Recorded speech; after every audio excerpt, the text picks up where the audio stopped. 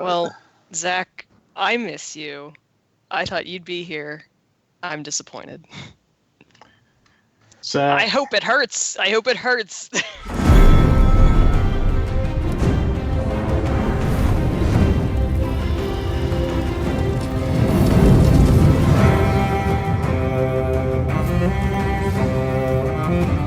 All right, hello everyone. Welcome back for season 8 of Game of Thrones. The premiere has just happened. It's Sunday night.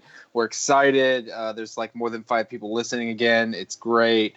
A lot happened in this first episode. It was kind of a typical first episode, just setting everything up, but a lot happened. They got to a lot of stuff quick, which is great.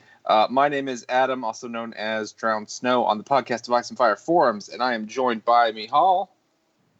Hey, this is inkasrain on the podcast of Ice and Fire forums. Matt. Varley on the forums. Katie. This is Katie, Lady Griffin on the forums. And Casey. This is Casey, Blue-Eyed Queen on the forums. All right. We're excited to be here, having like all of 10 minutes to take in what just happened in this episode. So are we going to do lemon cakes? You want to do lemon cakes? Of course. I mean, we might as well, right? We have to. I don't know. 4 out of 5. I'm excited Game of Thrones is back. Not too much weird shit happened. They got to a lot of shit quickly, and Jon almost fell off the dragon. That's almost worth a 5. What do you guys think? I don't know. I don't like rating things, but probably like a 3.5. I think it was solid, but I think that there is definitely places, like there's room to grow, and like I'm really hoping that some things are a fake out like they were last year. I don't know. We'll see. Yeah. Girls hate each other, guys. They can't get along ever. Ugh. All I thought we were over this. I thought we were over this shit. Oh. Casey. You know, I'm going to actually give this a 4.75 out of 5 because I'm fucking excited right now. Like, Game of Thrones is back. I'm living my best life. That's it. She's pumped, bro. She's pumped. I'll give it a 4 out of 5. I like this episode when nobody is talking because the dialogue is just as bad as I remember it being from the last few seasons. Because I knew, like the first line of dialogue was like somebody's gonna make a cock and ball joke because that's just what they do, I guess, in this show now when nobody knows how to write like any sort of like tense dialogue. Let's just talk about cock and ball shit. Yeah, it was all right. I think I like the last 2 scenes the best, with the fort where they find the dead boy, and also Jaime had some really good silent acting at the end. Other than that, I was on Twitter a lot during this episode. It's fun for me, but I'm still kind of like feeling a little detached from it. But still, like it's not necessarily a bad thing. It's still a fun show to watch for me. Right. Matt? So I'll give it a 4 out of 5 as well. Visually is really awesome. I had my questions about what they're going to do for the opening title sequence because it would be just so short, but I know now what they took 2 years to fucking do is that title sequence. The writing was shit, but yeah, visually it's okay. And by the way, any geologist majors, you don't forge fucking dragon glass, do you? You can't just melt down that and reforge it into arrowheads. I was gonna say that axe. Yeah, I don't know what's going fragile. on. Yeah, like, way too much surface area on that thing. But it just doesn't happen. I feel like I saw that and I thought like spears, knives. That's about all you get. But okay, whatever. Yeah. I could see a hatchet. I don't know. Like a tomahawk blade because they use flint. But like maybe Native in Americans. This world it's got different properties. I don't know. They brought back like sexposition where Bronn like had like a brunette, a blonde, and a redhead. Like they brought back a lot of weird things this episode. They took a few steps back. So sure he can forge an axe of mineral that doesn't make sense. I mean, I also asked my wife's Belly what she thought of the first episode, and the baby gave me a little kick right to the face. So take that as you will. That might just have been a comment on you, but okay. Thanks, Dick. Well, all right then. Okay, so let's. I guess we'll just cover this kind of scene by scene. Sort of, we'll go through it and see what you guys thought. I just took some real basic notes, not like my wife's crazy notes that I mentioned earlier, which maybe I'll put up Twice. Yeah, I did mention it. Yeah, well, because it was just bizarre. She's never watched an episode of the show, and she was like, "I'm going to watch it, and I'm going to take notes," and they're very interesting. Anyway, so this episode moved very quickly. Like from the opening crawl, the very first thing they showed us is the wall is destroyed, going towards Last Hearth, and then we get a whole bunch of shit at Winterfell. All the armies arriving. I mean, like the Unsullied are there, Dany's there, dragons, and a whole bunch of reunions. And then, of course, Bran kind of ruins everything. Yeah. What did you guys think? So, I mean, I might be, I am kind of just a super nerd, but I wonder how many only show watchers were like, oh, the Last Hearth, I remember that. Because I had to explain, like, oh, that's a House of the Umbers. And I was like, what? I was like, you know, the guys that brought Rickon and the Dog's Head back a couple seasons ago? Oh, yeah, okay. Those guys? Yeah, So, I guarantee no one knew who lives there that watches the show. They just were like, oh, okay, it's a castle. It's not Winterfell. It's like on the way. I guess that's the first place to die. I really like this opening scene. Again, before anyone started talking, I liked Arya'S little face journey as she saw these three men in her life that she hasn't seen in a long time. Because it was like she saw Jon, and I was like, oh shit, that's right, they haven't reunited. And then she saw Sandor, and it's like, oh my god, that's right, they haven't seen each other either. And then Gendry was there, and I was like, oh my god, I forgot about all these links. Yeah.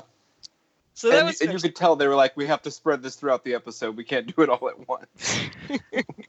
Yeah, you know what was also really cool about that opening scene? It was like a nod to like the very opening scene of the series when Arya like climbs up to see everyone coming up the King's Road. Like that kid like climbed up the tree to like see all the Unsullied come right, up. yeah. Mm-hmm. And I mean, starting with a boy climbing in general is definitely, I think, an intentional parallel. Oh yeah, Bran used to do that. Yes. Bran used to also talk in more than Bran? 5 words at a time in not a monotone. This was definitely an episode for Bran staring ominously in the background. I'll just wait here. Yeah. So Bran kind of ruins everything. I mean, Jon shows up and is really excited to see him, and he just kind of poo-poos on everything. But right away, you know, Arya's not there. Bran isn't like, hey, by the way, you're the king. Like, you can tell, like, they're really going to space all this out. And a few of the things later in the episode are maybe like, hey, it took a little while to get here. Maybe a little too long to get here. Yeah. Yeah. So to talk about Katie's, you know, ball joke. So does Bran get the first ball joke of the episode when he's like, I'm not really a man, and Jon's like, huh? I didn't. Jon just seemed confused. Yeah. Like, well, I mean, because Bran's just like, I'm a raven, you know. Yeah.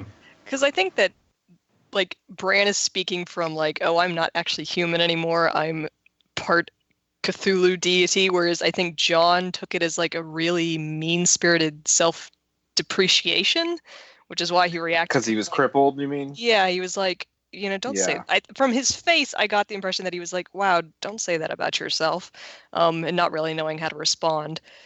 But yeah, I mean, I was like, yeah, it felt really warm and jovial, and as usual, it's like anyone who's talking to Bran, it's like talking to a piece of wood. It was way more interesting to see Sansa's reaction. Yeah, that Sansa-Dany reaction to each other was, you know, I wasn't hoping for that, like, conflict, even though I knew it was going to happen. It happened. I was so hoping that they were, like, faking us out, and they were like, oh, you thought we were going to make the girls fight like last year, but we're really not. it's just a little. They're gonna thaw. It's fine. But no, apparently now we have at least 2 episodes of this being a thing. Yeah. I can't really hope they get express through how it much I quickly, hate it. It doesn't make sense. It just is like, it makes sense for them to be like, whoa, dragons, Targaryens, they're not part of the North. I get it. They're apprehensive. But this was like, it was more like, what's this bitch doing here, And that just doesn't really seem in character to me. Yeah, it was totally like, there's another powerful woman here, and I need to assert my dominance. Yeah, instead of like this Targaryen has to earn my trust, sort of thing. Which it was there's a new cat in the house. What are you talking about? No, there's not. I will get rid of her. I will poop I'm the Lady of Winterfell. So to go to Katie's point of where's Brienne, I did see Podrick in the background of the little welcome party. I did not see Brienne. Oh, did you? I'm pretty sure I saw Podrick's weird red armor with little squares in it. Where is Brienne? Maybe if they cut her out of an episode, they have to pay her less. Maybe they're like strategically working it.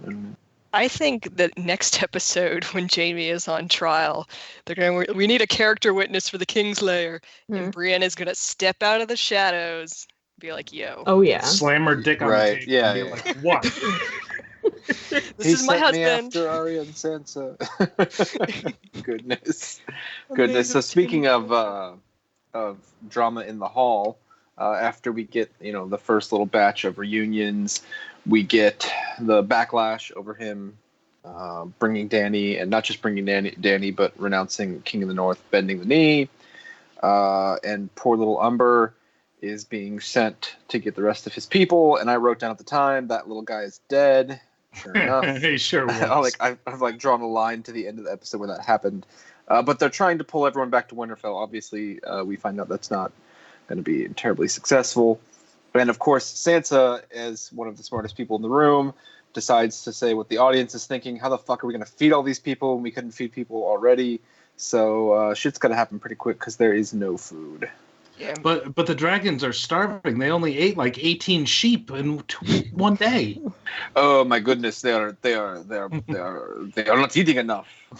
I mean, well, they're the size of I don't know what accent you were trying to. So what did Sansa? I don't know what you're talking about. This is how I talk.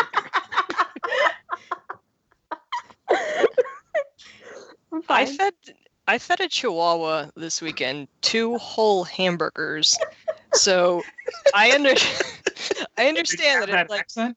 It's like I feel no more hamburgers. We're like dragones. So I understand the concern that these creatures probably eat way more than anyone could have probably estimate. So it's like, okay, if you're giving them 10 cows and 20 sheep a day, that's a lot of meat that could be going to other people. It's a problem. That also seems like impossible numbers. Like on Dragonstone, or I mean, maybe when they were across the sea, but that just seems like they were eating way too much. They would have starved already, but I don't know. Yeah, I think that's it goes back to historical fighting seasons, and they usually take place during the summer, like after the crop is sown and when there's at least something to kind of forage. There's very few, I'm sure Greg will just rip me apart on this, but winter campaigns, because it is so hard to feed an army. I also think that this plot is not going to go anywhere. Agree. Of the dragons are starving. We don't have enough food. Well, how many episodes do we have before the Night King gets here? Is this really going to stretch into food diplomacy? Are we going to care about this in 2 episodes? I think it's something they might argue about, but they're very quickly running south. So I do wonder if that scene though was kind of supposed to be the resolution of that little mini plot there, because maybe they were just sad and needed some fun riding around with their. It's just supposed to show us that they're uncomfortable in the cold, right? And so my nerd brain went, that means they need to be in Winterfell because we've had dragons in Winterfell in the past and they do well because of the hot springs. And then I'm like, but I don't know how much of that the show is taking into account. Yeah. So in that scene when they're talking about the food and everything, do you think that we're gonna get set up as like Theon the hero bringing like salt cod or something, or the Onion Knight gonna like smuggle in something again? Or like you guys said, it just won't matter because like every hungry mouth is going to die. I think Theon is coming to die. That's probably what that's about. I could be wrong, but I don't think he's bringing a whole lot of food.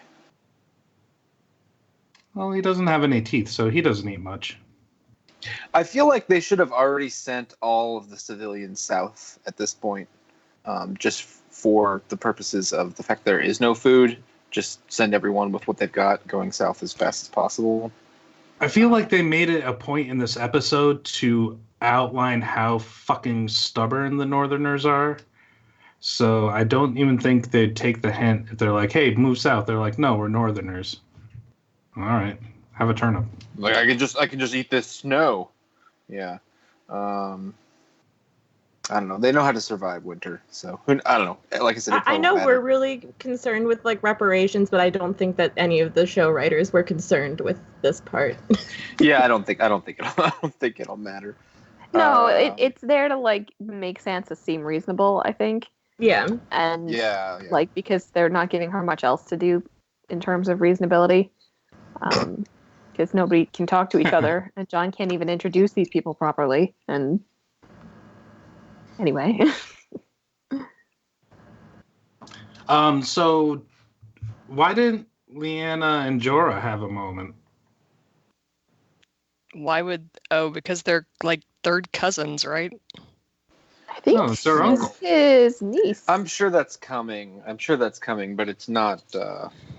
there's no time for that here. She has to be busy, being a hard ass lady in the north. Jorah could have explained Daenerys and kind of bridged the gap there. Added another northern alliance, right? Yeah, but that's not what they want. That's like a one-on-one conversation, right? He's also a slaver. So yeah, we talked about this. I think in like the pre-show. I don't really think that it's going to come to much. I don't even like. She doesn't know him. He was gone before she was born, or shortly thereafter. So, if anything, she would feel duty bound to bring him to justice, right? Well, I think he's going to get a pardon, and as long as Daenerys handing out pardons for people whose family members she killed, Sorry, it just started raining. Hold on. that kid also got like 4 feet taller. She became a woman of Bear Island. No, I think she just turned from like 10 years old to 12. I mean, she first appears in season 5, I want to say. Is that sound right? Or is it 6? Yeah, when Jon is going around trying to rally troops. Battle of the Bastards. But that was in season 6. So season 6 then. I think we might have gotten the letter from her. Like, Bear Island knows no king but the king of the north. Yeah, that was at Stannis. And by season 6, Stannis was long gone. So the Knights of the Vale are there. Do you think maybe Jon Arryn will come with food trucks? Just to put this whole food issue to rest for a little bit? The dead Jon Arryn? Or Robin Arryn, sorry. Yeah, maybe the dead Jon Arryn too. He might be that's true. I shouldn't count anything out. This is later, but the guy who's talking to Sansa on the I don't know, balcony or whatever. That's Royce? Okay. Yeah. All right. So you the can veil tell by is... the runes on his little flappy capey thing. Yeah, so the veil is vaguely represented, but I would be shocked if we see Robin Arryn again. Well, I just brought it up because he's like sitting next to Lyanna Mormont and is like making a face like she just ripped a fart in his face or something. He's like, oh, he's actually there in the room? Oh yeah. Yeah. Okay. Yeah, everybody's there. I missed that. I like how, like, I completely forgot that, like, Cersei lied and said that the Lannisters were totally, like, going to be on Winterfell's side for this whole thing. Like, I forgot that was an actual thing. Because you're like, that's totally not happening. Are we taking like scene by scene, or can we talk about? We can go back. Strickland? We can go back and forth a little bit. Yeah, Strickland. That's coming up. I think it's Harry Strickland. Let's just finish off real quick here. This first bit in Winterfell, because Tyrion and Sansa finally have their reunion, which I don't know. I guess goes about as well as you would think. I felt like Sansa was not as not as kind as she could have been, maybe. I don't know. She had that good like little one-liner where Joffrey's wedding did have its moments. Yeah, I mean they both seemed cool, right? So yeah, he clearly was like, well, I almost died, you almost died. They kind of he was definitely grasping for some connection, whereas I was a little bit more on Sansa's side because it's like, dude, she was your prisoner. I think I feel like Tyrion just loses that context sometimes of like, well, I was nice to her and I was protecting her, whereas I feel like Sansa never. She was cognizant didn't pick it up so much. Yeah. Well, like she wasn't in a position to. It was like she was cognizant. Okay, he's not as bad as the other Lannisters, but it's not like she had a choice to be there. So I was. I think from his point of view, he didn't have a choice to have her. To marry her. Sure. Like, so I think he was like maybe hoping for some acknowledgement of that, which is not necessarily fair on his part. That's Tyrion's whole identity, right? It's always like none of this is really my fault, so I'm just gonna like, can't you just be nice to me? And like, and I get it. I'm not. He's not crazy a lot. I mean, sometimes he is, but like the fact that like he loses the context that she's 13 or whatever, 14, 15 in the show maybe. And he's like, an adult. And it's just like, he really always wants, it's that like Tyrion's a black hole of love, so like any possibility that he can get that, like it just, everything gets sucked into that and he can't see beyond it. And I mean, it's good character work. But I did the show even really cover much of him kind of being like taking it seriously, or I felt like they sort of avoided that, didn't they? I feel like there was, God, it's been so long, but I feel like there were scenes like where he reached out to her and was like trying to make it work, and she was just a wall of like. There was one scene where she was laughing in the garden, I remember. Yeah, when they're talking about like sewing sheep shit into people's beds, and like it was like so close to happening, like where they at least could be cordially like, not loving or sexual, but like kind of partners in marriage. And then the red wedding happened, and that just fucking, Yeah, I want to be clear that like I feel like both of these characters are actually really consistent in the scene. It's just I felt like in terms of like who I was sympathizing more, I'm definitely on Sansa's side in this part. I was like, okay, Tyrion, I know you're lonely, but come on. Yeah, and I think there was, I feel like Peter Dinklage tried to portray that maybe he was grasping at like this relationship, or maybe even this like marriage that he may still think like she may consider like she still has to him. And that was it just wasn't there. I don't know. I felt like he was mostly just looking for an acknowledgement from her of kind of like, hey, it wasn't all terrible, like I wasn't like everyone else. And she kind of was not in a place to do that, which is not necessarily, her fault. It just, I'm sure they'll warm up to each other, in later scenes or whatever. But this is the first time they've seen each other since the wedding, so. I will say it did kind of bother me that he was like a little bit expecting an apology for her running away. And it's like, no. Yeah, that you can't blame her for that. Yeah, and I think that also wouldn't have made a difference, because if she had been there, they still would have thought that they had done it. And then she wouldn't have. Do you think maybe he was sort of saying like, well, maybe you could have gotten me out with you looking back? I mean, I don't know what else she could have done. Well, I think he was more like looking like, hey, I had to stand trial for this thing that they thought we did together, but you pieced out, and so I had to stand trial, and things didn't go well. And I think it's very clear that he still thinks of her as his wife, not like in a romantic sense, but in a duty-bound sense, whereas Sansa just is so past it. She was She doesn't She's like, I've need already that remarried anymore, right? and killed that guy, so Yeah, she doesn't need it. Yeah. I did like his line that's like, a lot of people underestimated you and they're all dead. And it's like, yeah, well, Queen Sansa.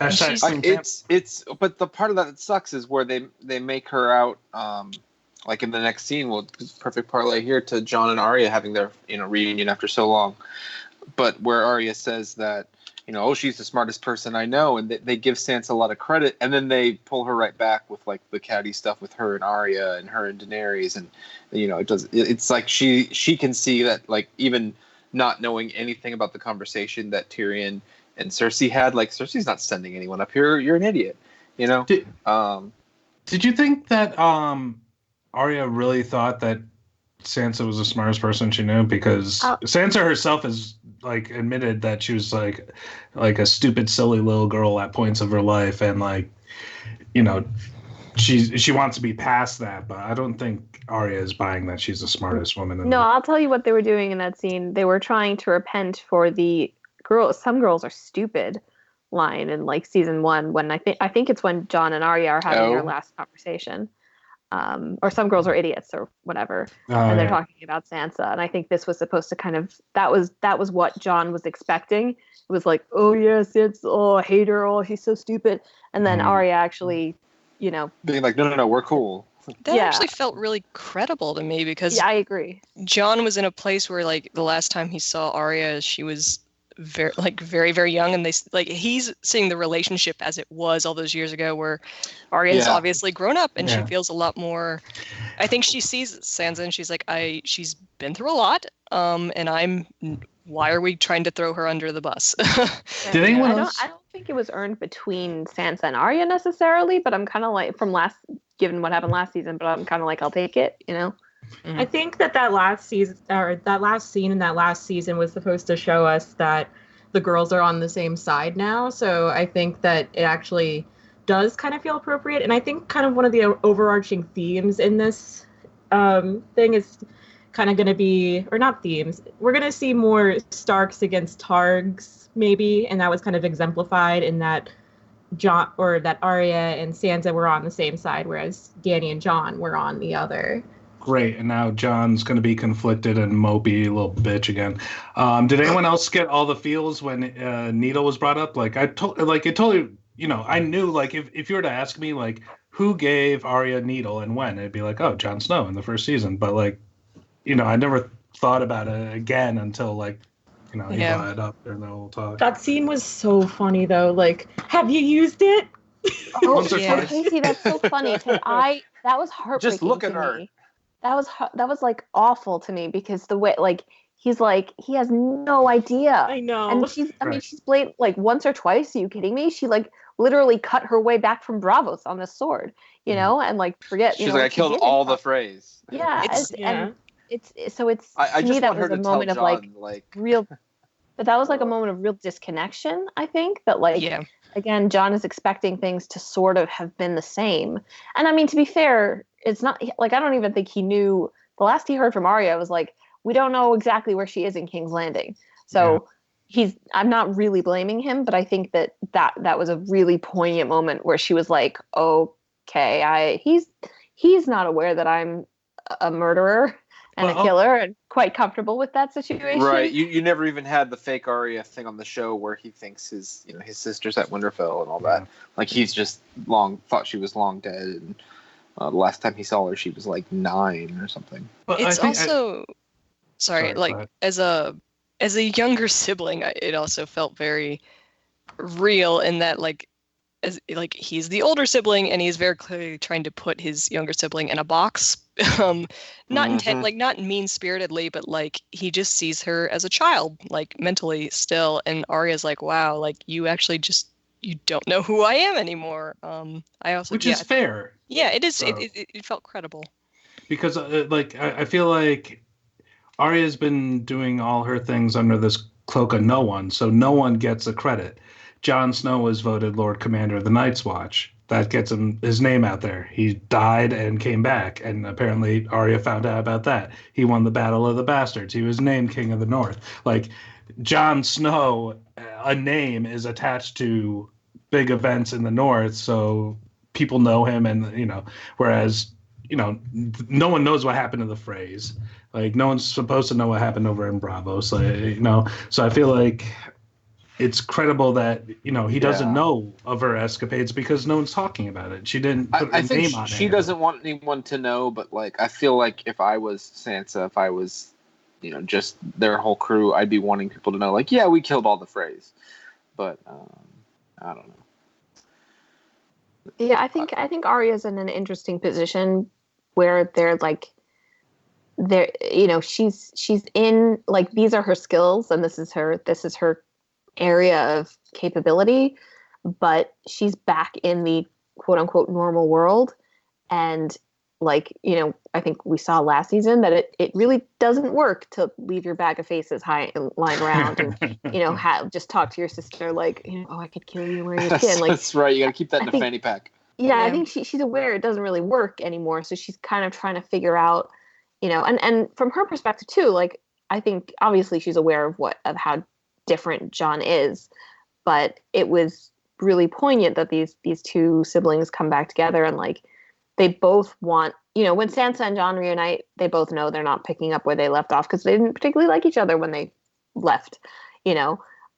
Bran is not giving anything, so there isn't really much to go on there. And so Jon and Arya both come back and are like, it's the moment where, like, I think the loss is most present, of everything that they've been through. I would agree and with what that. they used to have. Yeah, and it's also an attempt to preserve some innocence on her part. I think of, like, why would she want to tell him everything? Why would she want him to look at her differently? I think it seems like it's really sad, but it's also, I think, on her end. Maybe it's obviously me reading a lot into the scene, but just not wanting to tell him the truth because the truth sucks. It's like, yeah, I would rather him see me as the way I used to be. You see, that's interesting because I don't think, do you think Arya really cares about how people perceive, or do you think it's just Jon that she cares about, or her family? I think she does. I think she does when it comes to Jon. I think it came through a little bit in that scene.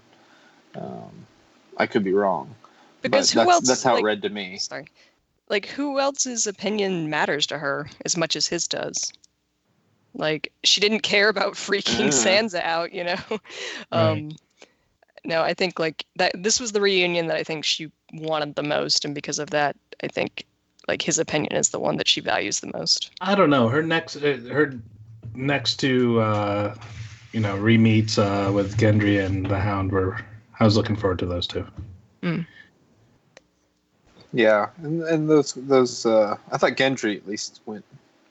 That was kind of fun for like half a moment. But wait, are we going in order of the scenes? Or... No, yeah, we'll get there. We'll get there. Okay. So let's jump out of Winterfell. This whole first scene here, 15, 20 minutes, whatever it was, and all the way down to King's Landing. All the snow melted. It must have warmed up. That's right. It looks quite Mediterranean as usual. And Qyburn is bringing happy news to Cersei that the wall has been destroyed, and she's like, "Good shit. My army's here." Like, they are wasting no time. So Euron's here with the Golden Company. Apparently, Harry Strickland, or this Strickland, they don't say who he is. I think they just said Lord Strickland, maybe. And then Asha or Yara, as it were, is on the boat. So, guys, Bran had to have like one of his like grand mal seizures to like all of a sudden he just blurts out like, "We don't have time for this meeting. Like, the wall's been broken." But how did Qyburn find out? He's the spy master. I would assume they're sending ravens, being like emergency. Then how didn't the maester at Winterfell come down and be like, "Hey, I just got a raven"? Like, yeah. Yes, this is bad writing.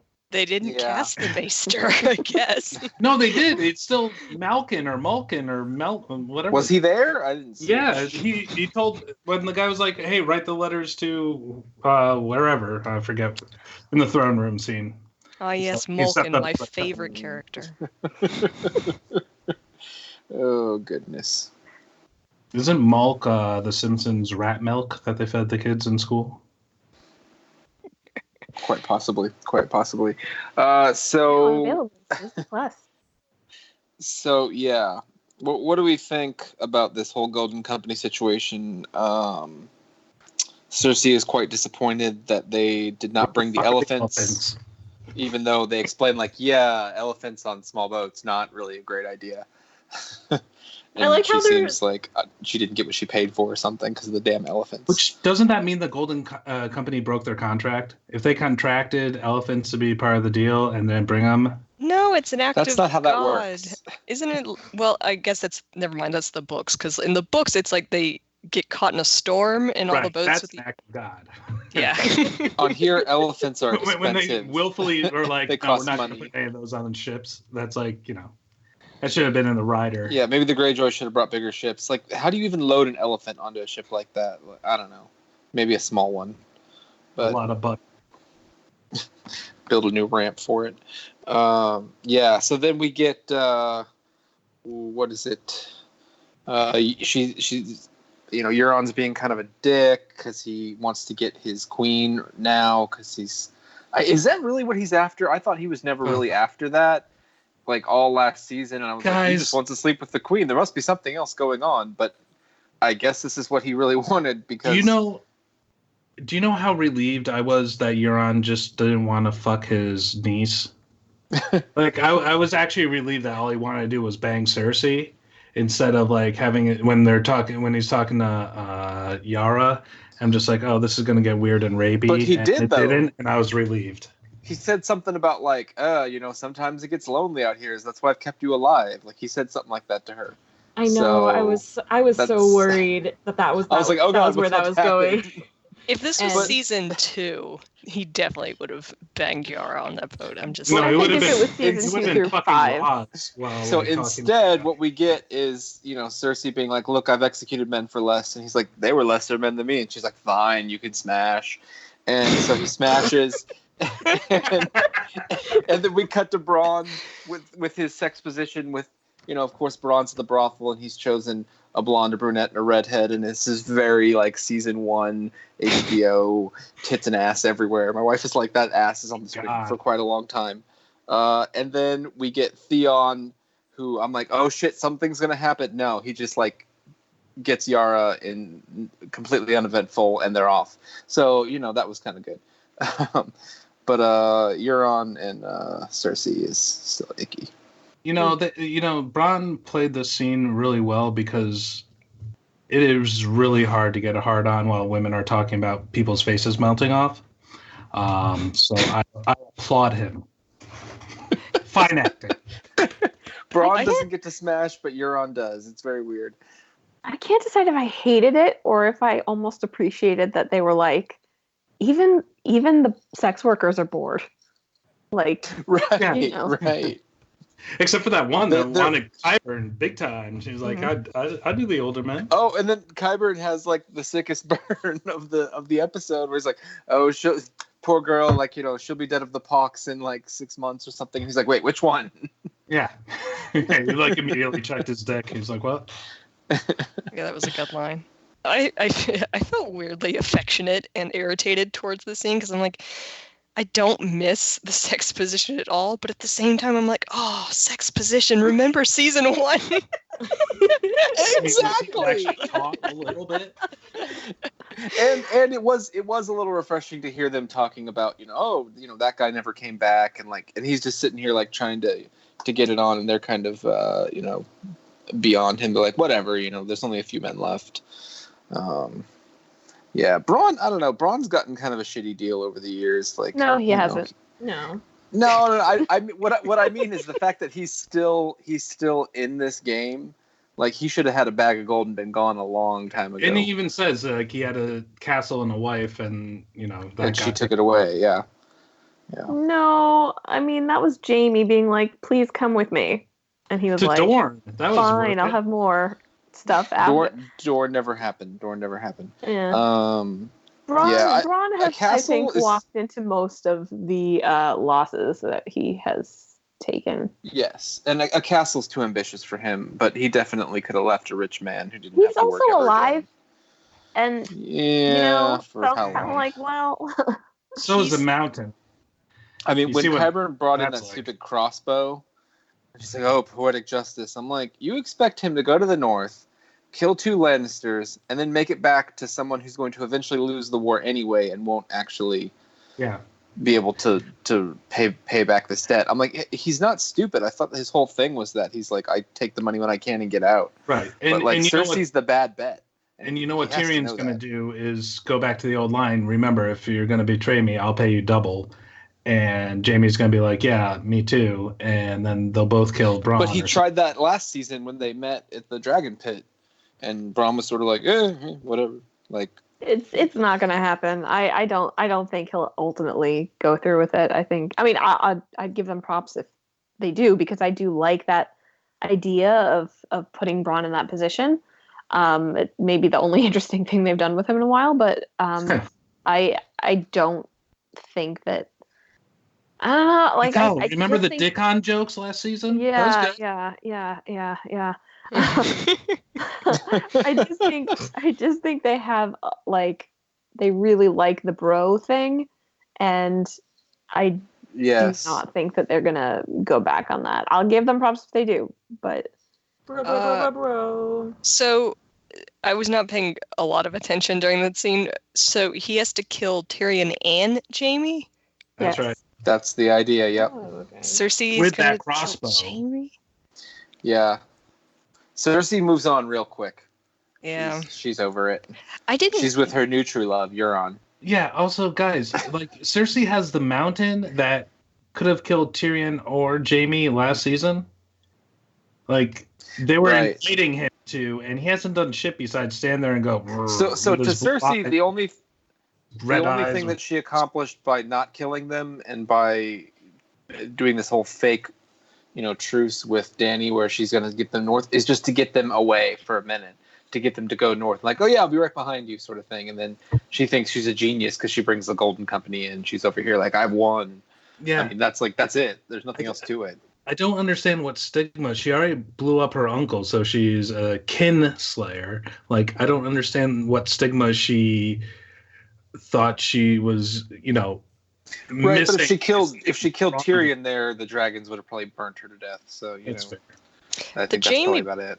The Jaime part's a little more confusing because it's like, did she really? I got the impression from last season that, like, she was threatening him and maybe she meant it, but she still didn't act on it. It's like, what made her turn at the last minute and be like, I guess I want him dead now. It remind me, I keep forgetting which part the show put in and left out. Is the Valonqar in the show? Yes. Remember, we got that, like, smoking hot woods witch, like, season 4-ish. No, but she didn't say the Valonqar part.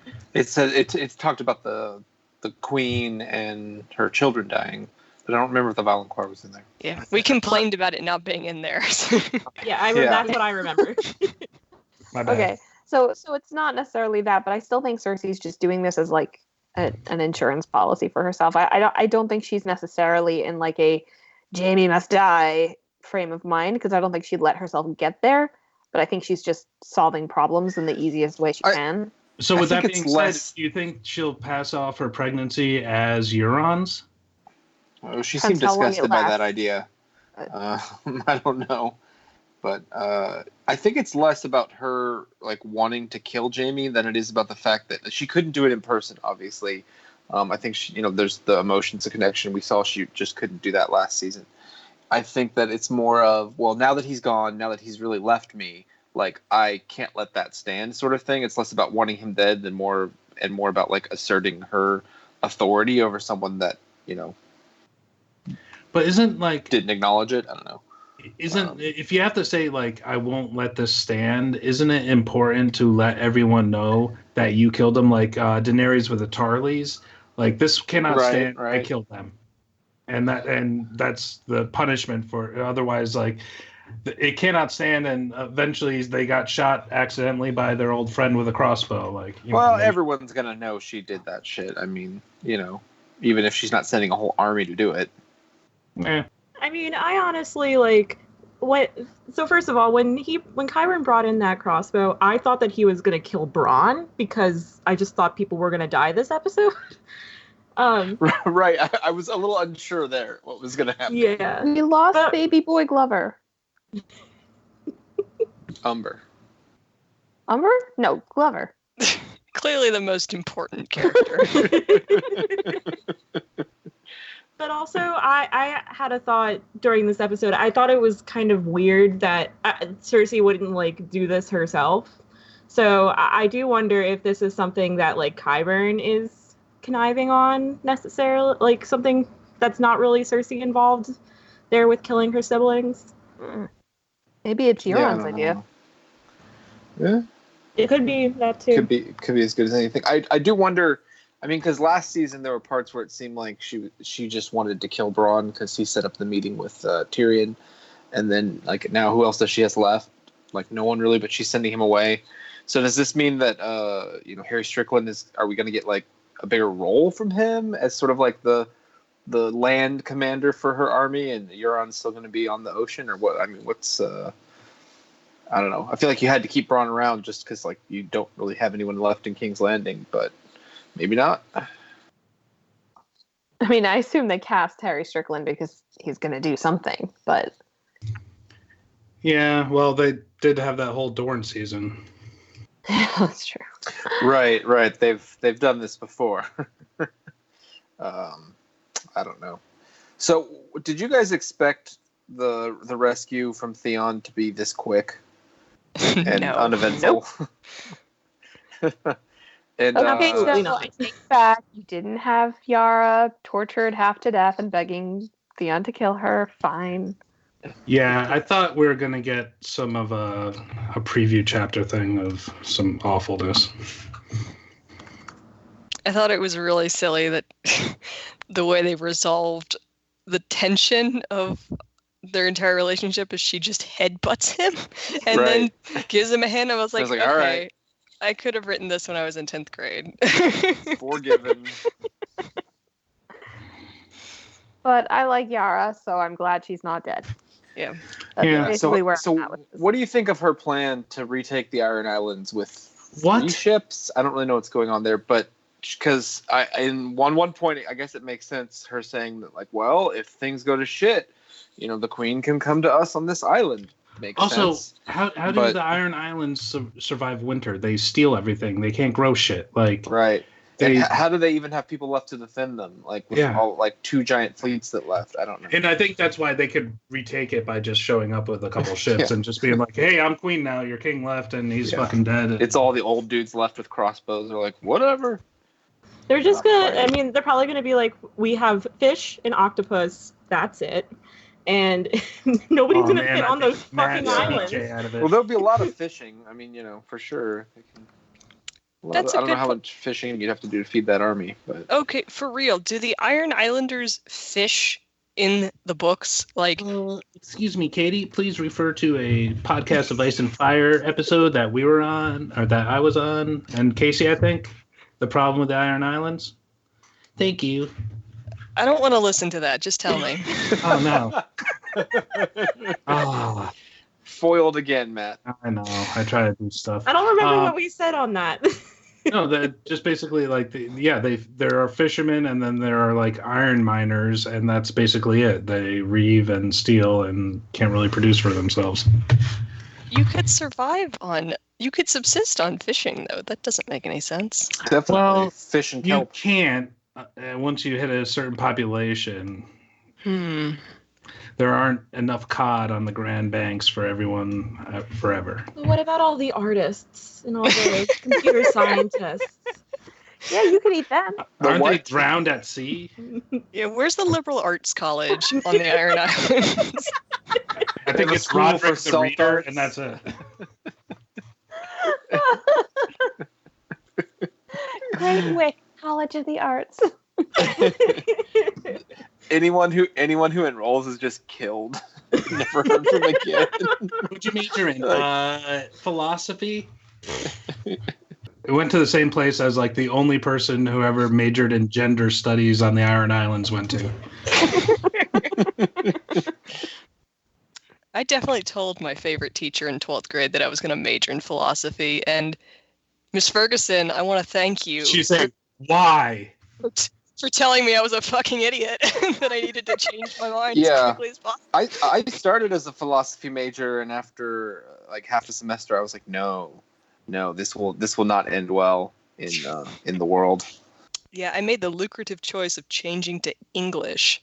Ooh. So I wish someone had talked me out of that. I mean, it's like 5 times as lucrative as philosophy, but that's not saying a lot. I got you beat. I got accepted into my schools as a theater major and then switched to Spanish. Okay, well, Spanish looks a little better. Theater major, though, that's a major in poverty.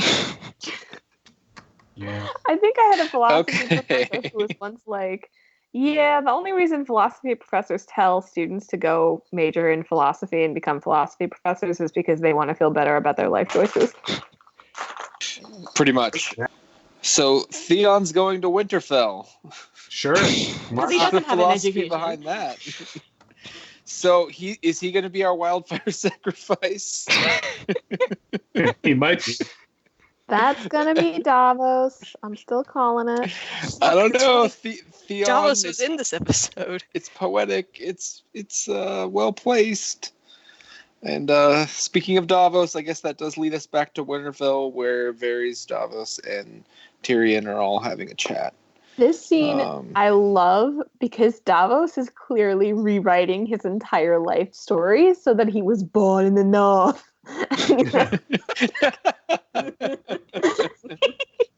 He's like, King's Landing, never seen it.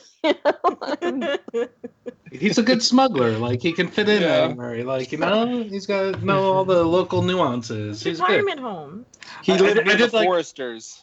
I did like how they're like, oh yeah, well, not as old as that one. And he took the joke. He liked it. Like, he knows his time is up, I think. Yeah, so at this point I wrote down, how come Bran hasn't said shit about Jon yet? Oh, he was waiting for the dramatic reveal. Bran is just like sitting there waiting, like in the dark. You're like, okay, Professor X. Whatever. Like, just lurking.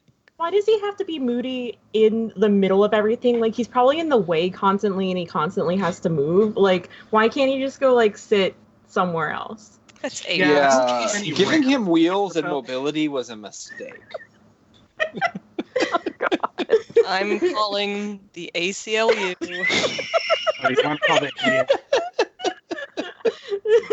No, but I did think it was hilariously dumb that he was just like sitting there like a statue, like right in front of the gate. And it was like, I know they explained it and it was kind of a cool moment at the end.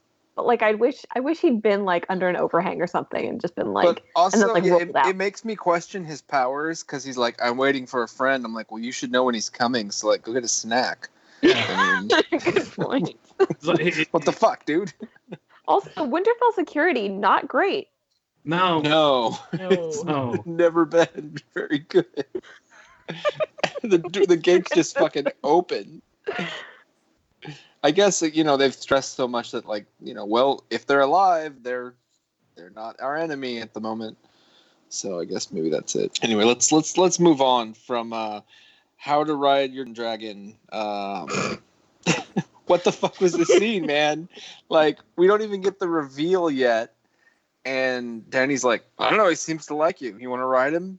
I guess we don't get the reveal that he is a Targaryen, so that they can have this bonding and they're not like angry at each other or fighting. I understand that, but it still felt a little weird that she was like, just try it, and doesn't work out. Well, I guess I'll get another king in the north, bitch. You're like, what? Oh my gosh. Like, she was just ready to let him die.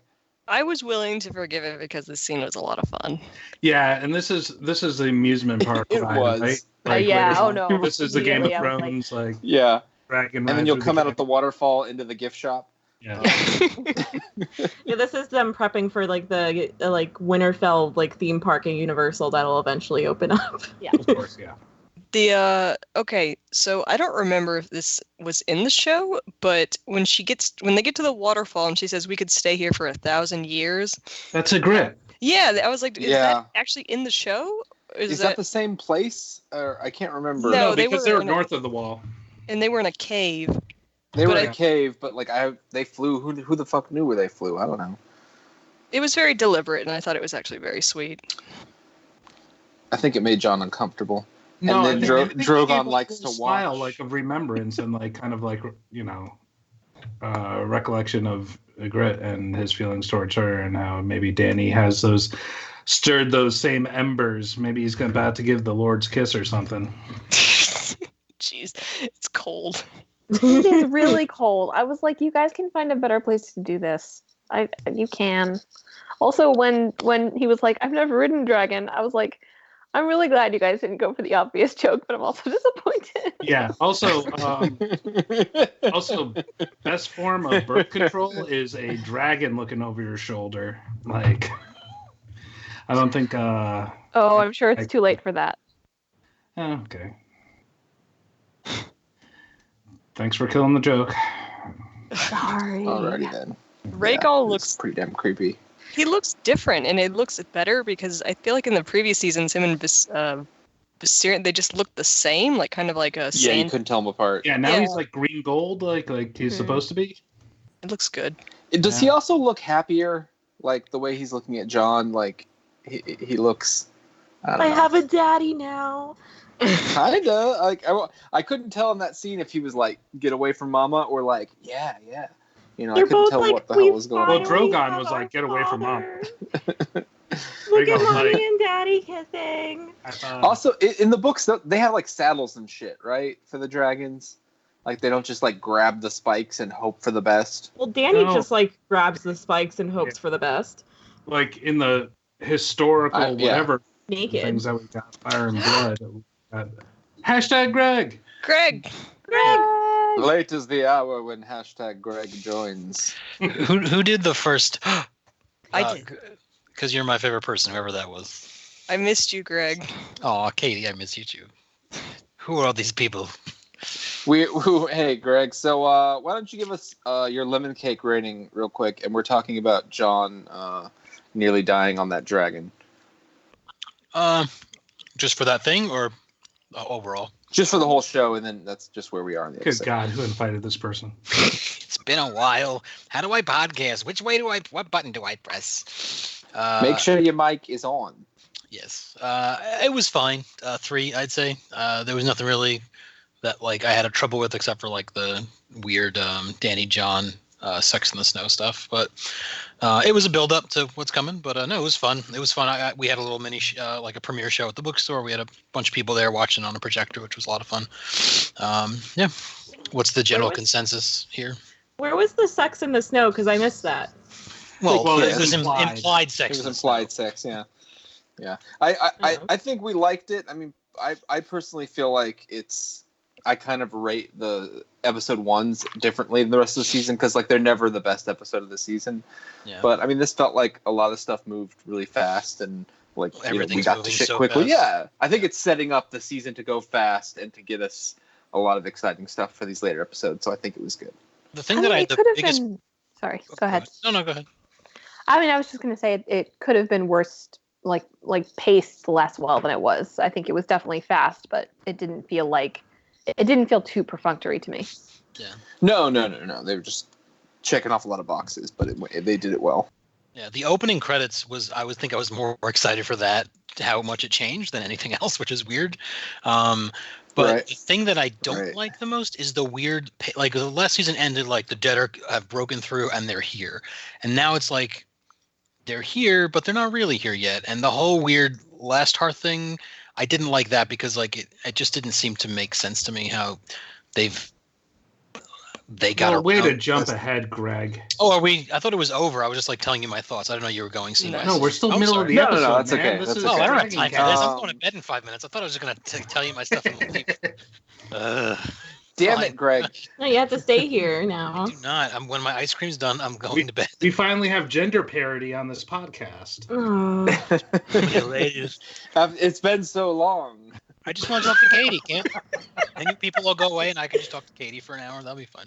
That would be cool. I have so many books to talk about. Boy. Katie, I'm going to just message you constantly. Come back. I'm here. I don't know. So I've always been here. It's just been like it's been like a year and 9 months since we've had episodes or something. I just imagine Katie pointing to like Casey's heart. I've always been here. That's definitely true. Remember who you are. Okay, so the dragon flying and making out by the waterfall turns to, what do we get? The Hound and Arya and then Gendry and all that, right? With his weird my only axe. problem is you don't forge obsidian. You just don't. I assume it's got a very high magic melting point, but very magical fire right there. Well, I think Gendry is like a +4 blacksmith now. Yeah, I like Gendry as the head blacksmith. That makes sense. Yeah, I was surprised they have time to be making new weapons. I thought that like they were just going to be immediately heading to the wall or some shit, but you know. I enjoy the fact that, you know, because of all last season, like 4 fucking episodes were dedicated to him being able to mine the dragon glass out of Dragonstone, that they brought the dragon, you know, they showed that and what they're doing with it. I appreciate it. What was the Arya Gendry ship called? Because it's in game now, bitches. They were my lady. So hard. Yeah, she softened up for him. What drawing did she give him? Is that like? I'm gonna have to find that. Or something like what's? I was trying to figure out. I assume it's something to kill the dragon. I would think it's a blowgun, guys. I thought it was just a detachable like spear, like a spear that came off. I don't know. After you stroke it looked like a torch, maybe. I don't know. I don't care. I'm not impressed by these secret designs anymore. Have we had that many? Yeah, sort of. Like the slingshot last season, and then battle. Did we get to the magic crossbow yet, or have I missed that? You missed it. Okay, so that was a special design. Qyburn's sexy crossbow. I love that Cersei kept the one that killed Tywin. Well, she probably just left it in the room. Oh wait, they burned the Tower of the Hand. Yeah, I guess they would have had to take it out. Did that happen in the show? No, I don't remember. Think so. I could have sworn she did. I don't think that was the one that killed Tywin. That one looked super like gold and very. It's very. That looked like very fancy. Like sex. Is that the one that did Roz?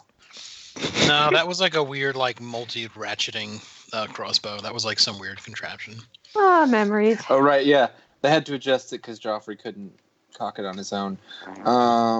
Yeah. When did you guys start recording, just so I know how much, like, did you start talking right after the episode ended? Yeah. So, let's see. After all that, what do we have? Jon and Sansa arguing more about Dany? Yeah. This is like the only time I've been on board with Sansa's character, like the angle they're taking her in these last few seasons, but I understand what she's saying, which is like, okay, I know that it doesn't matter, and I know that it doesn't matter, all these titles and bullshit, but everyone out there, they care a lot, and they're the people that we're depending on, so I need you to just like pretend. Right. Like, yes, none of this matters in the face of impending climate change, but look, I'm the one who is having to deal with this, so like help me out here a little. I mean, you need to tell this queen, be like, I'm bending the knee, but tell everyone I'm king of the north still. Like, power resides where men believe it resides, right? So it's a shadow on the wall. Yeah. Down with the patriarchy. Speaking of shadows on the wall, the walls were weird. Was that like obsidian paint? Did anyone notice that? Notice what? That they were painting like the crenellations in the wall with like a black paint. Is that obsidian paint that will do something at some point? I did not notice. I assume it's I didn't. Pitch, maybe, to light on fire. Oh, I guess. Maybe that makes sense. I thought it was like that shit that like Samuel put on the grayscale or something, and then an unguent of some sort. Cure for Grayscale, which is coming up next. I mean, is there anything more really to say about this Jon and Sansa like sandwich? Yeah. So Jon and Sansa. It's we're probably going to get this for a little while. We've already kind of set up this basic argument. I hate it, guys. I hate it. We did this. It sucks. We're doing this for 3 seasons. Who's typing or crinkling? Mommy, I'm just really upset. But I think that what we've learned by now, unless like they pull the rug out from under us or something, is that it's not going to matter. Like they're all just going to come together at the end. It's going to be fine. Like Arya is going to slice Littlefinger's throat, and sure they were arguing, but like it didn't make sense, and just ignore it. It never happened. It's fine. Like just ignore it. It's fine, I think is the message. So I saw Vegas odds put 12-1 Littlefinger winning the Game of Thrones, and I don't think Vegas watches the show. Like this year, you mean? Yeah, Matthew Berry, that does fantasy football, posted it on his Instagram. It was pretty fun. 12-1. Yeah. I mean, that's pretty darn good for a dead character. It's not bad. His plans are still in motion, even though he's yeah. Like I'd put $1 on that. I playing guess the real long game. Ooh, I really hope we get. I guess maybe if Robin Arryn sits the throne, he would qualify as winning. Would that count? Anytime someone gives you 1,000,000 to 1 odds, you take that bet. That's right. You just put $1 on it, whatever it is.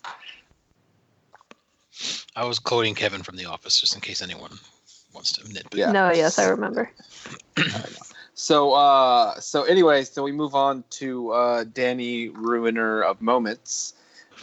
She's kind of going to Bran level with this next one, where she goes out of her way to find Sam, who knows this secret that she's not really next in line of the throne, and he composes himself very well and does a great job in this scene, and takes these accolades for curing Jorah of the Grayscale, and he is apologizing about stealing books, man.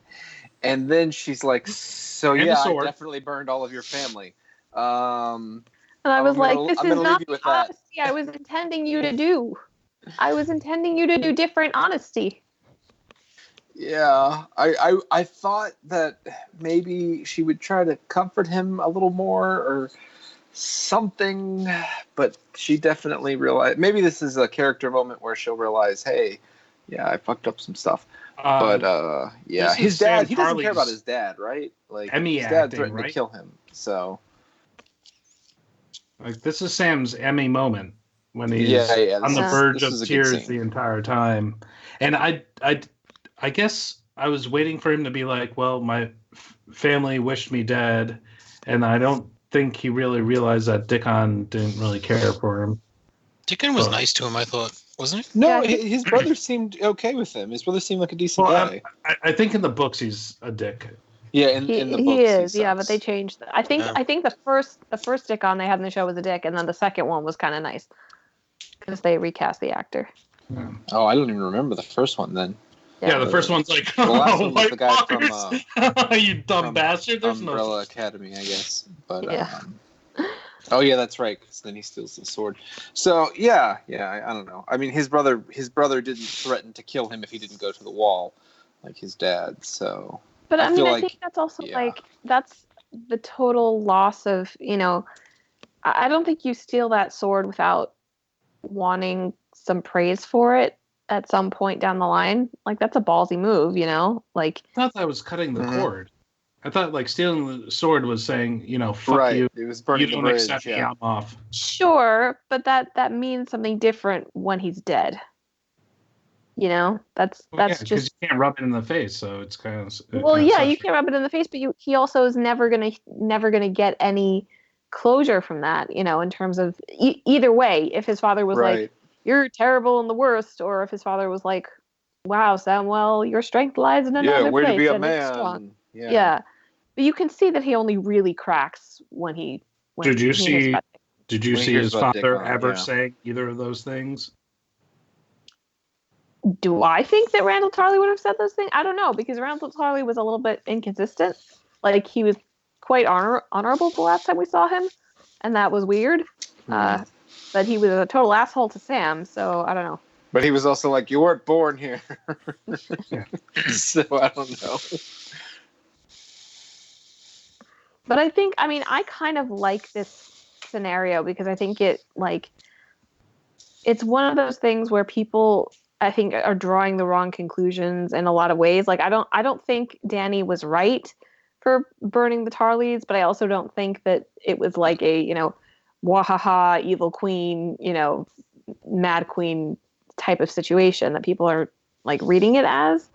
And I like the fact that doesn't it look like that to some people in the world? Exactly. Right. That's what it looks like. And that's also it even like whoever it would have been, it looks like a woman who holds her own honor, above the practicality and the loyalty she owes to the living, I think the difference is that it's not that they wouldn't swear fealty to her, is that they actively rose up against her and then wouldn't.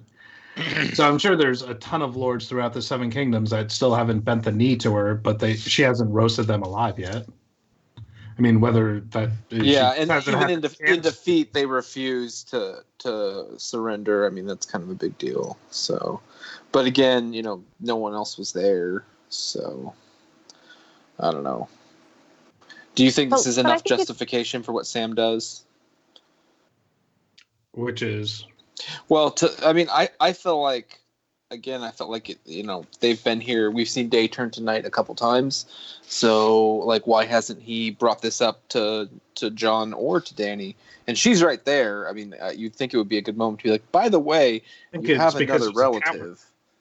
Yeah. And he's an admitted coward, and it actually shows his strength that he goes down into the crypts of Winterfell to talk to Jon and tell him. I think he's also. I mean, I think that's an act of loyalty. I don't think he wants to tell Jon first. He does want to. Also, and I actually Ram's in Winterfell, so Bran literally could not go down to the crypts to tell Jon. Goodness. All right. Sorry, Michal, what were you saying? Well, I mean, Bran is not moving, as discussed. So Jon knows where to find him. He's waiting for a friend. Yeah. I don't know. I don't know how I feel about if. Can we go ahead to the Jon and Sam scene? Absolutely. I don't know how I feel about that decision for Sam to be the bearer of this information. It holds so little weight to me that he's just like, all these facts that we're filling in out of literally thin air that like I'm expecting you to believe. Like I feel like this is the one time where Bran's weirdness. You needed Bran there with him. Yeah, exactly. The one time it would actually have been better for Bran to say something was now. I feel like I was expecting Jon to be like, nope. I feel like Bran did like the Doctor Strange scenario, and it's like, this is the only way. Like, he looked forward in time and was like, no, I can't do it. Like, we're in the end game now, man. I back to sleep. Complaining about how much of a party pooper Bran was in that first scene. Does Bran sleep? Who knows? Bran doesn't need to sleep. He's not much of a human anymore. He's got to pee somewhere. He's more raven than man. I feel these are my wings. The whole scene hinges on Jon, just the fact that they are really good friends, and Jon does not have a reason to doubt Sam, because Sam is, like, as we have seen in the last scene, that he is the most honest character in the show, even about stuff that doesn't really matter. And so it makes sense to me that it's like, why would Sam lie about this or invent this information? It just flies in the face of everything that's been established about him. So I mean, baby Sam should be like 5 years old now. I was gonna say, like, he's actually fighting. He's training in the yard right now to fight against the other. That was a sweet moment. Jon asking Sam about them. Wait, what if that little boy was baby Sam in the beginning? Oh my God.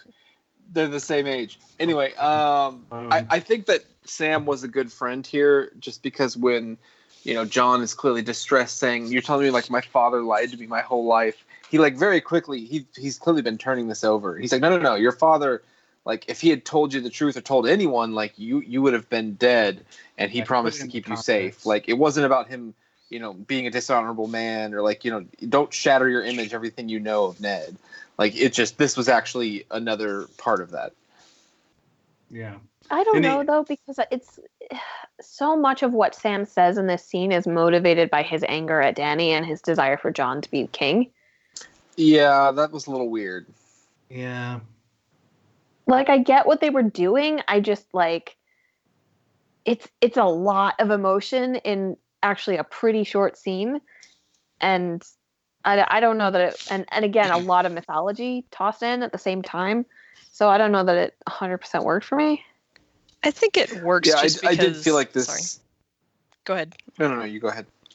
I think it just works because, one, I think it, the acting, I think, sells it, and also I think being told that your brother was murdered by someone is, I think, enough of a push to make you make an emotional decision like that. It didn't bother me, even though I kind of agree that, like, this reveal felt a little perfunctory, but it just, I don't know, it also just didn't stick in my craw, I guess. I was able to roll with it. Well, I feel like Sam had given up on his family because his family had given up on him. So I really didn't understand his being so butthurt over, like, I think he would still feel a way about his brother, though. I understand that. I do feel like that it might make sense scene to scene. He just got this news. He's very upset, and he's in this state. But I don't think this news needed to be delivered from a place of, like, well, she's terrible because burning my brother. Like, I don't feel like that was the right call. Yeah, but like 7 seasons ago, he's like, my gods have fucked me. My parents have fucked me. I'm gonna go pray in front of this tree now. Like, I don't understand. I don't get the reaction for his father. I think the reaction for his father should, in some... Yeah, I mean, he'd obviously feel something, but, like, I think most of Sam is probably like, yeah, whatever, got what he deserved. But his brother, I don't think he had the same animosity. Greg? Yeah? What? Thoughts? Oh, sorry. I'm working and trying to do stuff as I'm listening to you. I felt like I was listening to the podcast there. What did you I'll think? Jump in when I have something to add. What were we talking about? This is live, Greg. It was an awkward silence, and I saw your little icon blow up like you're about to say something. How do you know when I'm about to say something? Skype upgrades, baby. Oh, geez, he's the three-eyed Varley. Okay. Oh, talking about the I'm John. Not much of a man. John and Sam. Yeah. So this is obviously kind of the big crux of the episode that's gonna play into the next episode, and then probably be done in like one episode, right? I don't know. I actually genuinely don't know because, again, there's more than one element to this. Like they're actually setting up most of the Northerners to be anti-Dany, which is interesting.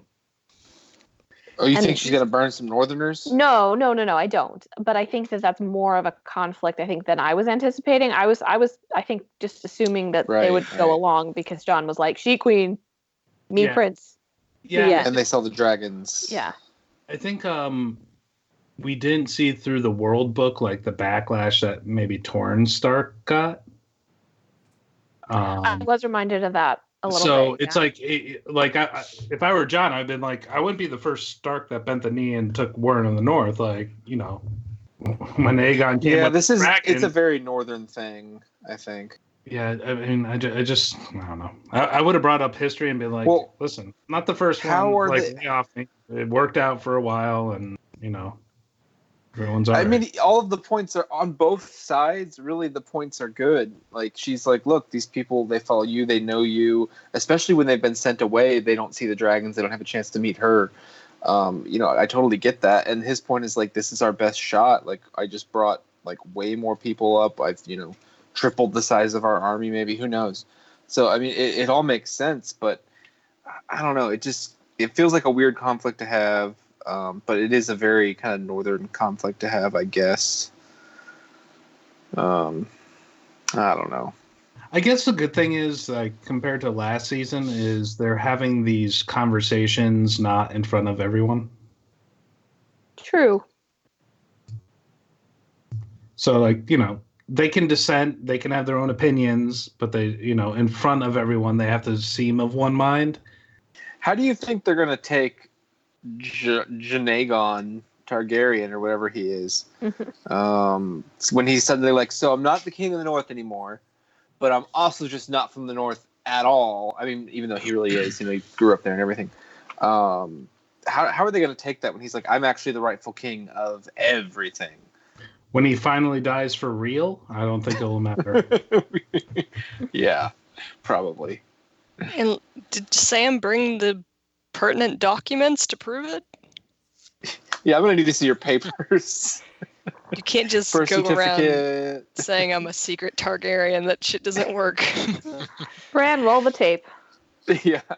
Unless, I mean, can Bran bring people into his mind palace? I don't know if we've had anything like that. So it's clear that he sees shit and he knows what's going on. And everyone's sort of like, well, this is creepy, but it checks out. But like, where is Dany on that at the moment? I mean, if she's like, yep, I saw it. He's, Lyanna and Rhaegar, that's their kid. She's just gonna deny it. But then again, it would explain why he can just hop on a dragon and all that. I mean, I guess they did plant that. Dany almost kind of walked into that one, I guess. Yeah. Yeah. I'm guessing that this information is going to be shared with Dany and Dany alone in like an intimate moment, like some pillow talk. And they'll figure it out. And they'll figure it out. And, it'll be like, oh, you could be king consort or something like that. And it'll bind the North and us together or something. Yeah. No. I don't think it'll be one of these open. If they keep doing the thing where the Northerners will not go to Dany, potentially not help her dragons. I think it'll really come after the Battle of Winterfell, where they really see the ultimate threat for those who haven't seen it yet, and realize like, oh, it's better that we're together than we're holding these old grudges. Right, it's better for them to be together, but I think that they make a very convincing point, at least for Dany on the show, that she's not in a place to give up power. I mean, she's been groomed since, the marriage to, Drogo, really, but she's come into her own. She's not in the place where she's just going to be like, oh, okay, yeah, I guess you're in charge. I'll sit over here. Like, that doesn't make sense either. But that's been the criticism. So how much of a problem is it going to be, I guess? That's been the criticism of her thought process through the books, and I think the show is like, oh, like the wheel of power, I'm going to break the wheel. Like, all these things have to be, existing power structures have to be broken, except for the fact that I need to be the one in power at the end of breaking everything. Mm-hmm. Right, because I only trust me. I mean, that's typically how dictatorship works. Believe me, I can make it better. I know how to do it the best. Yeah, I can make it work this time, unlike everyone else. I don't know. It may not even come up. Like, we may see her dead and Jon dead, and who knows. But it's going to be an issue between the two of them at the very least. Isn't there that like crypt scene where we see like Jon and Dany like talking together? I think that'll be when that happens. Yeah, it's going to be a weird conversation. Yeah. Or when Dany realizes she's pregnant. Yeah. Hey-o. Oh, that could solve a few things. I mean, I think, Davos makes the good point, just get married and be done with it. Yeah. And then you're not really, because you're both ruling, maybe you somehow figure out a way to share authority. I don't know. When the baby comes out with red hair, Tormund's just going to be like, that is my power. And speaking of Tormund, he's alive. Yay! And we see him and the rest of the people that were at Eastwatch entering a castle, which I thought this must be Last Hearth, but I wasn't really sure because I don't think we've ever seen this castle before. No. And sure enough, it ends up. I couldn't see the banners at first. I'll admit I have an issue. Like, I've been having a problem with my eye, so I've been having to wear sunglasses like all the time. So I'm like watching this in the dark with sunglasses on. Do you have macular degeneration? It's we're still trying to figure it out. It's becoming a major problem. But anyway, American healthcare is great. So and then he runs into Ed, and we get the great line. He's got blue eyes. Yeah. So I've always had blue eyes. Okay then. And we see poor little Umber baby guy dead, and it's very sad. The Glover. No, no. The Glovers were refusing to come. Right. The Umber. He was heading the guy to they Last sent Hearth away in the beginning. Bring the rest of his people. He said he needed more horses and carriages and stuff. The poor kid. And this part definitely got me, like when he jumped out, and I don't know why I didn't expect it, because Usually when we see these like little, what do you call them? I don't know, little displays they put on. They just, they're dead and that's it. So I wasn't expecting like rabid zombie kid, and I was just that actually got me. When they're walking into the room, I said to my wife, I was like, I wonder what design they made to have the dead bodies. And then like when the kid was on the wall, I was like, just wait for his eyes to open, they'll be blue. Were those all of his limbs? No, that's no. The other those people are randos. Castle. Yeah. Guys, I assume most of the people were turned. That's why he didn't burn the castle to the ground. And he said, I mean, I don't know what he's saying. Like, this is a message for us. And I'm like, well, I don't know how it's a message if no one's going to get it. And he's heading straight to Winterfell. He said it's a message. I think it's a message from the Night King, as if we didn't know that he's bad. Like, what? Right. The only reason for that was he's doing the circle thing. It was a throwback to the first episode. Like, it mirrors, where they found the bodies in the pilot. Well, but that's the same as the tree where Bran was, right? And where they created the others. And the horse heads. So they keep doing this spiral pattern because that's where they were like turned into these evil creatures. So I mean, are we going to get something from them? We talked about this in the pre-show. Like, are they going to speak? Is there going to be anything? I mean, they're sending messages, quote unquote. Like, what's going to come of that? I don't know, but that fucking white kid screamed his fucking head off while he was on fire. Like, that is not good if you're trying to be stealthy. You know what I hate? Jump scenes. And yeah. You knew this was coming. I don't care if I knew it was going to come. I don't like it. I'm not a fan of it, but this one did get me. It's okay, Casey. It can't hurt you. When they frame the scene so the person in the scene is in the bottom corner of the screen and there's a dead body in the top corner of the screen, that usually means that body's going to do something. Like, I know. It's like whenever someone's driving and it's a side perspective. Like, when I saw those blue eyes, like, I knew, like, he was going to do something, or, like, Tormund was going to die or something, but, like... Oh, wait, did he have blue eyes before he jumped out? Yeah, it still scared the shit out of me, because I don't like it. No, he had closed eyes, and then he opened up his eyes, and they were blue, and then he went to, like, stab Tormund. Okay, I must have missed the part where he opened his eyes. Like I said, it was, like, very dark. I saw the blue. I actually didn't see like any of their getting into the castle. It was I had my lights on and I was just like, all right, cool. So dark. Yeah. Something's happening. Yeah, when Ed showed up with the sword or whatever, or the torch or whoever, maybe Beric with the sword, I don't remember. Yeah. Then I was like, oh, okay, cool. This is what's happening. Like, yeah, I could barely see that in the dark like room, so I don't know. Them approaching like Last Hearth was like a Bugs Bunny cartoon where they're going up that narrow path up to the hill on the castle, like, Yeah, like Bugs Bunny. Sure. No, you ever see the cartoon? Where is it? There's just like that. I did watch Space Jam with my son for the first time tonight. So. Aww. That's not Bugs Bunny. I'm talking like 1940s Bugs Bunny. I'm thinking of like fake racist Bugs Bunny.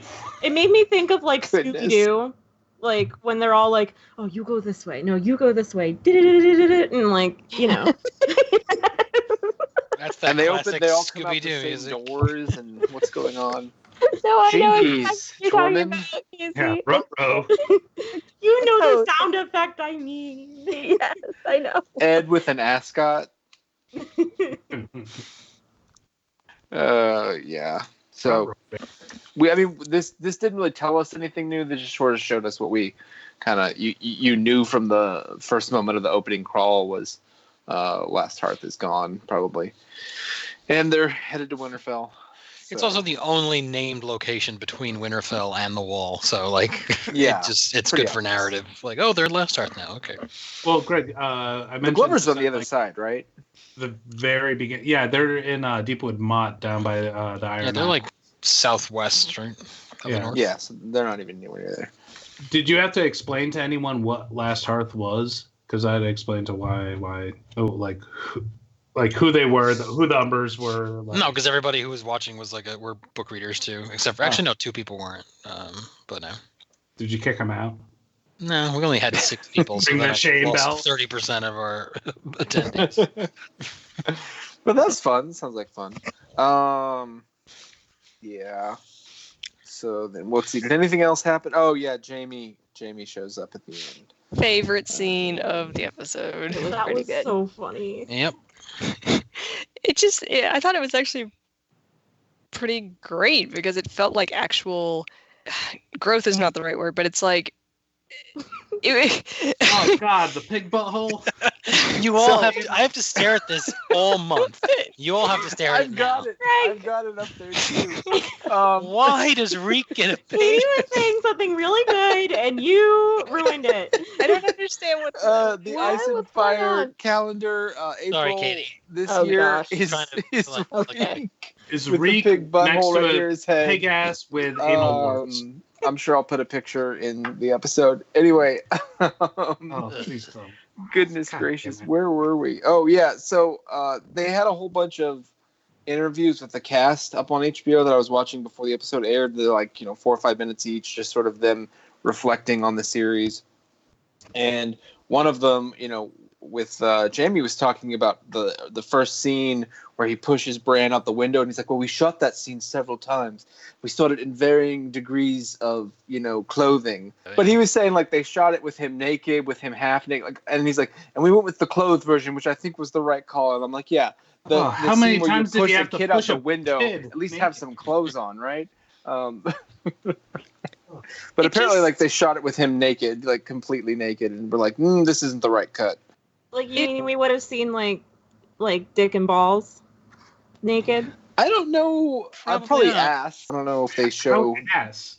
I don't know if they would have shown the member like there this is so much. Slightly off topic.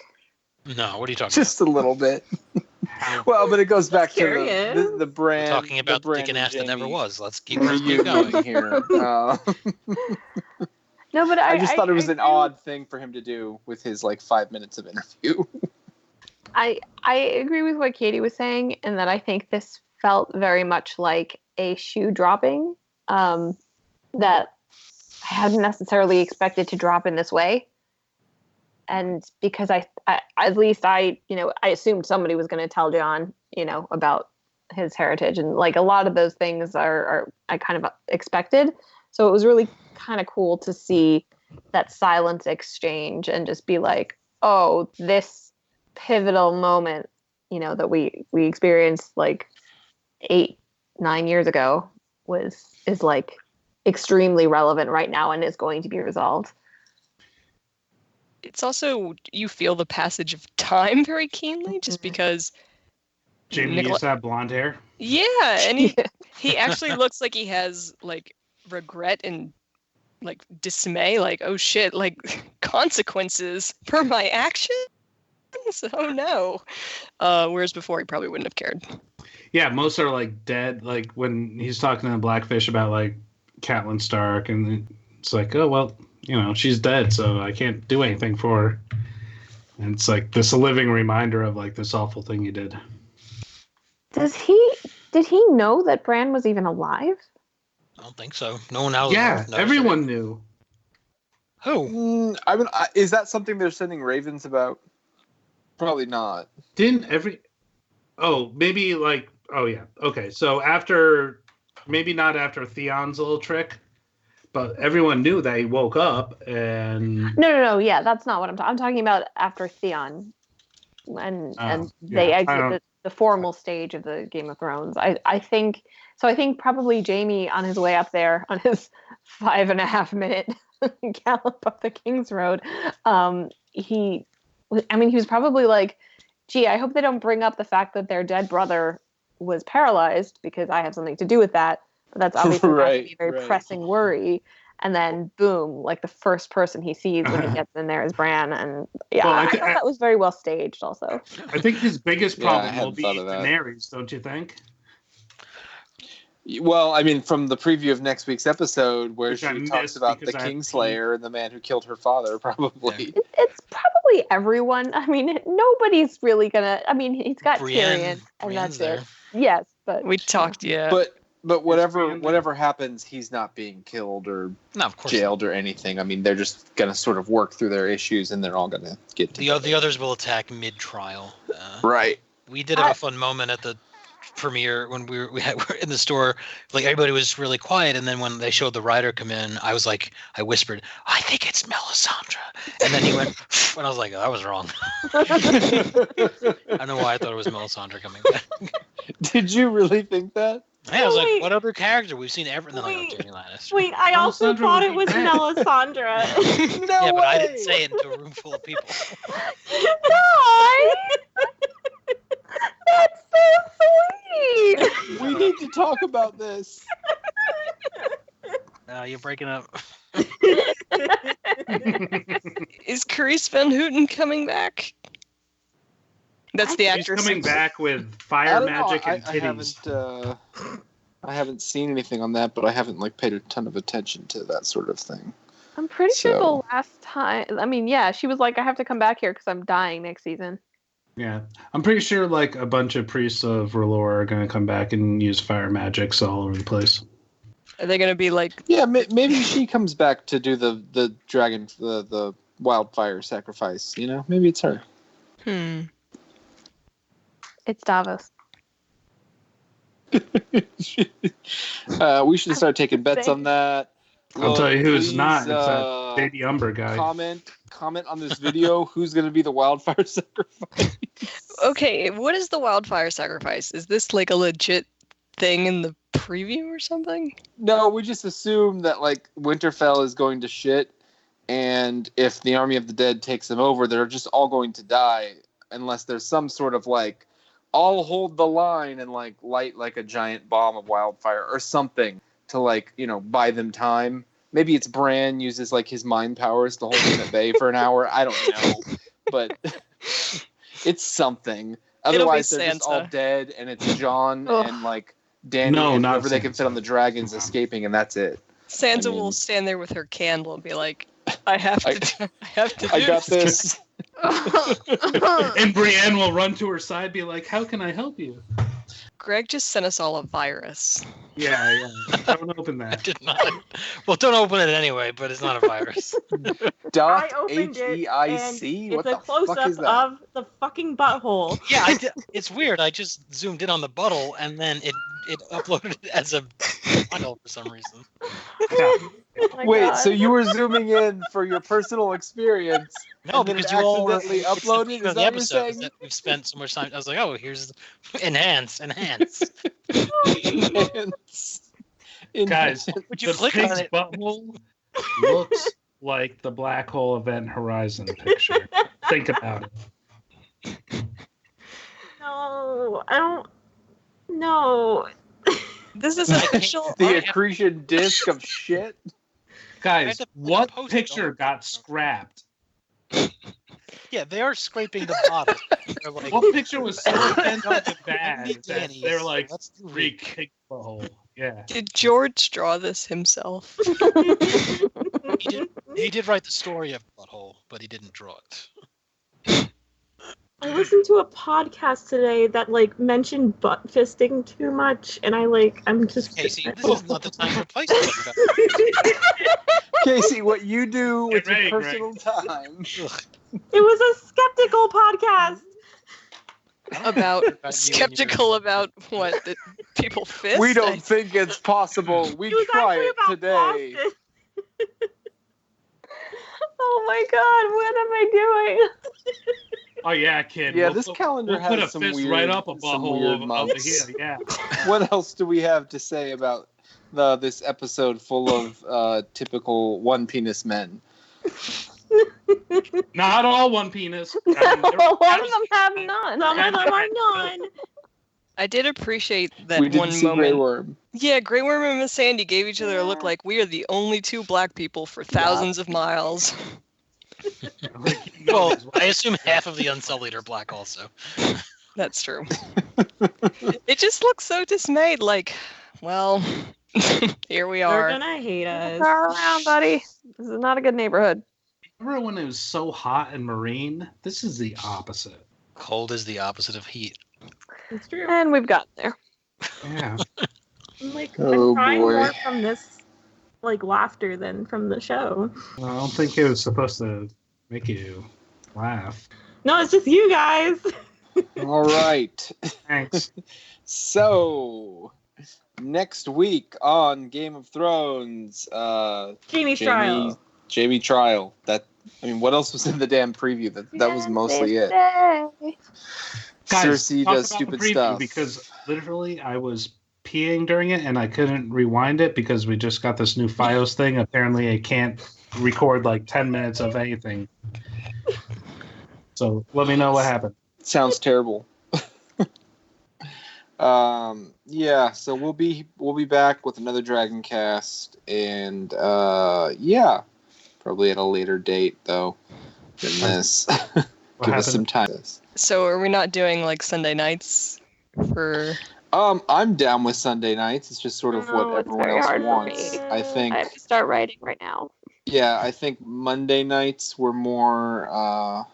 Yeah, Adam, can I just popular? take over scheduling because I really want to just do the scheduling. You just want to do the schedule. Welcome to my world, guys. Jeez. Well, you let me can I just know do this what because I really want to do this? Casey. You just let me know what works. Jesus, Greg. So I would think for the I'll hand finale, you a shovel to dig yourself deeper hole. For the finale, I would like to do Sunday night again for the finale. Yeah. Or maybe even we could There's no rush for the finale. That's whatever. it. Just take our time. No, it's not a rush, but I just feel isn't that it's so the last sad? one, All right. All right, guys. All right. Well, thanks everybody. We'll see you next week, and ride that dragon. Hell yeah. Gross.